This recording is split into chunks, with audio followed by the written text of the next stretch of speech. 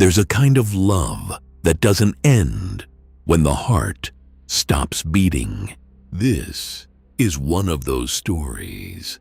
In the 14th century, in the quiet stone halls of the Portuguese court, a young noblewoman named Inês de Castro came into the orbit of Prince Pedro, heir to the throne, already married, already bound by duty, but duty has never once stopped a heart from wandering where it shouldn't.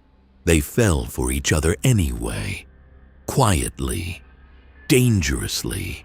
Picture it, stolen moments in candlelit corridors, letters passed in secret, a love that had to live in whispers because it could never survive in daylight.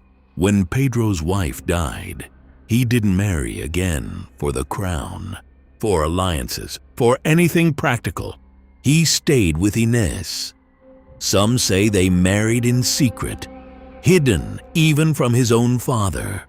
But love like that always draws eyes it can't afford to draw.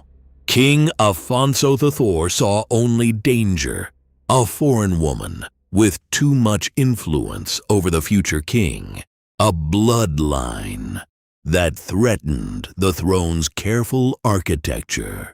So he made a decision no father should ever have to live with twice.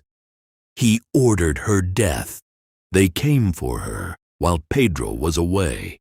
There was nowhere to run, no wind fast enough to carry a warning.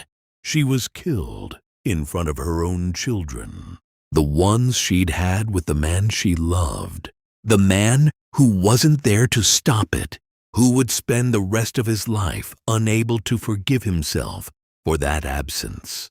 Something in Pedro broke that day, not loudly, quietly. The way things break when they're never given the chance to be repaired. 2 years later, his father died, and Pedro became king. And grief, real grief, the kind that never got to finish, grieving, doesn't ask permission before it turns strange. He hunted down the men who killed her. Legend says he tore the heart from one of them with his own hands, a mirror of what had been done to his. But that wasn't the end of it.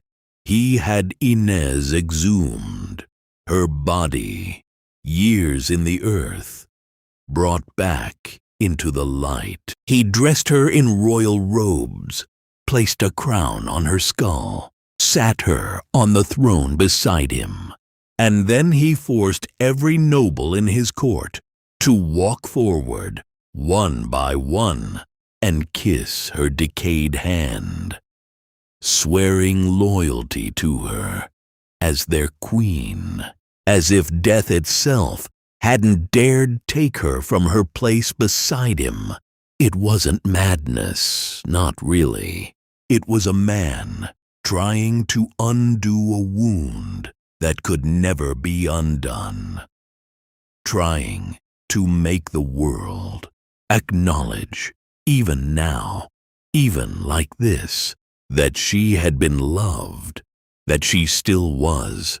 History remembers Pedro as the cruel. But maybe cruelty was never what this was. Maybe it was just a man who loved someone so completely that even her death wasn't enough to make him let go.